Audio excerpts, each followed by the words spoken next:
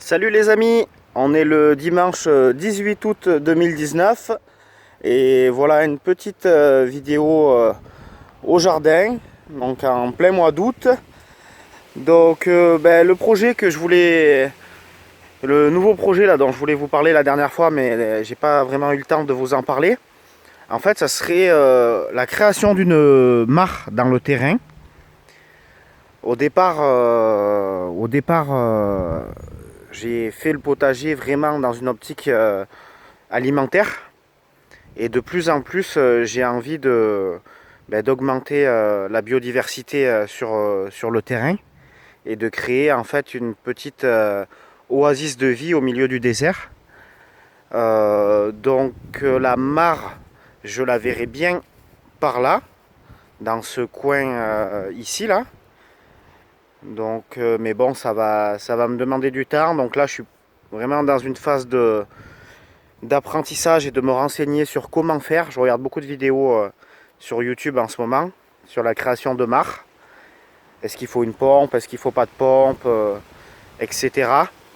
Et du coup, je sais que ça m'apportera aussi des bienfaits pour le potager, puisque les insectes auxiliaires pourront venir boire sur place. Il y en aura plus, ils seront attirés par l'eau. Les oiseaux également, qui sont aussi des bons auxiliaires pour le jardinier. Voilà, et puis au-delà du fait d'aider à la production de légumes, cette mare, ça sera un petit oasis de vie en plus du potager et des arbres. Et toujours dans cette optique d'autonomie alimentaire et d'augmentation de la biodiversité, je vais essayer de planter encore des arbres fruitiers sur le terrain. Alors, ça devient un peu compliqué parce que le terrain n'est pas très grand, il fait à peu près 550 mètres carrés. Et l'espace est déjà bien plein. Mais voilà, j'y réfléchisse. En tout cas, je vais certainement passer une commande là, chez un pépiniériste à Saint-Didier-sous-Aubenas qui est spécialisé dans les variétés anciennes d'arbres fruitiers. Donc je vais passer la commande, je pense, septembre-octobre. Donc si jamais vous êtes intéressé, n'hésitez pas à me contacter. Comme ça, on peut rajouter votre commande sur la mienne et faire qu'une seule commande. Donc n'hésitez pas. Là, j'ai un petit... Il y a un endroit où il y avait un figuier là, qui avait repoussé tout seul. Je sais même plus où il se trouve. Le figuier. Bon, c'est pas très grave. C'est le petit de lui là. De ce grand figuier sous lequel il y a le poulailler. Donc c'est pareil, ce figuier il a poussé au milieu des légumes. Je vais pas le laisser là parce que j'ai assez de ce figuier. Mais si jamais ça intéresse quelqu'un, faites-moi signe parce que il n'a pas vocation à rester là. Donc si je peux faire un heureux avec ce figuier, n'hésitez pas à me le dire, je vous le donnerai. Sinon, j'irai le replanter à un endroit où il pourra faire sa vie tout seul. Mais pas sur ce terrain-là. Après, du coup, comme je vous ai parlé dans la dernière vidéo, j'ai fait des boutures la semaine dernière. Alors, où elles en sont? Voilà les petites boutures. Donc, j'ai fait 93 boutures de romarin, 6 boutures de cassissier, 12 boutures de vigne, ici. Une quinzaine de boutures de lavande, ici. 4 boutures de groseille, ici. Et là, c'est des boutures de sauge et de verveine. Alors, à mon grand étonnement, pour l'instant, j'ai un taux de réussite de 100% au bout d'une semaine. Il n'y a aucune bouture qui est morte. Donc, je suis très très content. Et j'espère que ça va continuer comme ça. Et du coup, j'aurai plein de petits plans. Donc, je me suis renseigné. Donc, il faudra les repiquer, je pense, au printemps prochain. J'hésitais entre les repiquer à l'automne et au printemps. A priori, d'après les conseils qu'on m'a donnés, ça serait plutôt au printemps prochain. Donc il va falloir que je les cajole encore tout l'hiver, que je les arrose, que je les mette un peu à l'abri. Et puis normalement, au printemps prochain, Ils pourront aller faire leur vie à différents endroits de Drôme et d'Ardèche. Voilà le raisin, je vais essayer. J'ai pour projet de mettre plus de vignes encore sur le terrain parce que franchement, cette année la vigne m'a vraiment régalé et c'est pas fini. Ça c'est de la bourrache. Donc la bourrache, la mère, elle est ici. Vous voyez, ça c'est la bourrache. Avec ces magnifiques fleurs bleues comestibles qui ont un goût d'huître. Hop. Ah, désolé. Pareil, la bourrache, si vous en voulez, faites-moi signe. Parce que je vais les donner, ces plants là, que j'ai récupérés. La vigne est toujours en pleine production. Donc j'en ai mangé encore aujourd'hui des bonnes quantités de raisins. Vous voyez là, quand ils sont jaunes, bien jaunes comme ça là, eh ben, c'est qu'ils sont bons à manger. Et il y en a pas mal. Hein. Et j'en ai déjà mangé pas mal. Un vrai régal. Donc ça, je pense que je vais en mettre encore plus. Tellement c'est bon, tellement c'est productif. En plus, ma chérie a investi dans un appareil là qui permet de faire du jus de raisin. On va essayer de faire du jus de raisin.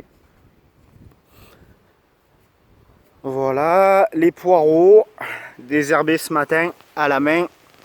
Et donc ils poussent super bien, ça c'est une belle réussite pour l'instant. Donc on a mangé la première pastèque, alors elle manquait un peu peut-être de maturité, mais elle était très bonne, très juteuse. On a mangé le premier melon, alors il manquait un petit peu de goût.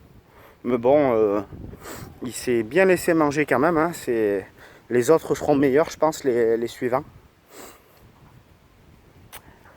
Au niveau des boutures, il y a un truc dont je voulais vous parler aussi, c'est quand j'ai fait ma récolte de verveine, donc j'ai taillé des branches sur lesquelles j'ai récupéré les feuilles.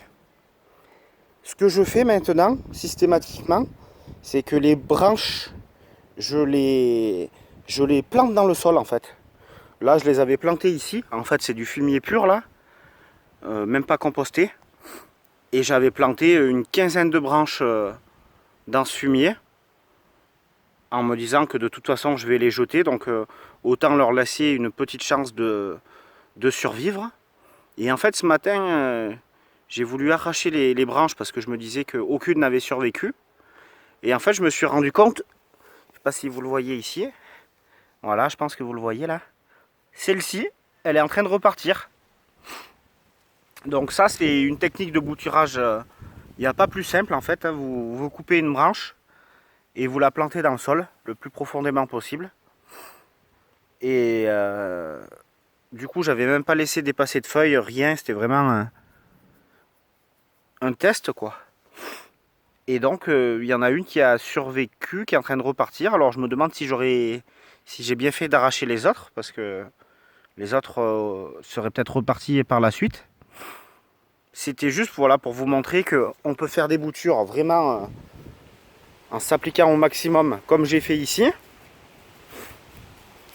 Ou alors, on peut faire des boutures comme j'ai fait avec la verveine, en plantant le bâton dans le sol et on voit ce que ça donne. J'ai déjà eu une réussite sur casseillet. Casseillet, donc c'est un croisement entre cassis et groseille. C'est très bon comme fruit. Et donc en plantant une branche et en m'en occupant absolument pas, je suis revenu 6 mois après. En fait, j'ai vu qu'il y avait un casseillet qui poussait. Je me suis rappelé que j'avais planté le bâton et je me suis dit, bah tiens, c'est super. Un casseillet gratuit, sans effort, sans rien. Je me rends compte aussi qu'il y a pas mal de légumes qui poussent tout seuls dans le jardin, sans rien faire, sans même les planter. Bon, ça, c'est aussi le fait de plus en plus, je laisse monter en graines les légumes. Et là, par exemple, je me suis aperçu ce matin, en désherbant les poireaux, qu'il y a des salades qui poussent toutes seules. Voilà, il y en a une ici avec les poireaux. Il y en a une autre ici que j'ai changé de place, du coup elle tire un peu la gueule. Mais voilà, pareil pour les courges, pareil pour les tomates, pareil pour concombres. Enfin, vu que je laisse au maximum les choses se faire naturellement, ben, ça se fait naturellement. Hein. Il y a des légumes qui viennent tout seuls sans avoir à les semer, sans rien du tout. Et ça, je trouve ça génial. Alors, vu qu'on est le 17 août, il paraît qu'il faut semer les navets avant le 15 août. Bon, je suis le 18 août, on est, pardon. Bon, j'ai 3 jours de retard, mais c'est pas grave, je vais le faire quand même, on verra bien ce que ça donne. Donc là, j'ai dégagé un petit peu d'espace sur ce bout de planche où il y avait des choux. Mais des choux, voilà, c'était des choux qui étaient pas très jolis. Et de toute façon, je savais que je les aurais pas mangés, ceux-là, donc je les ai enlevés, je les ai donnés aux poules. Ou alors je les ai mis en paillage pour les restituer au sol. Et donc, j'ai déshervé un petit coup, enlevé les choux. Et là, je vais pouvoir semer donc les navets pour cet hiver.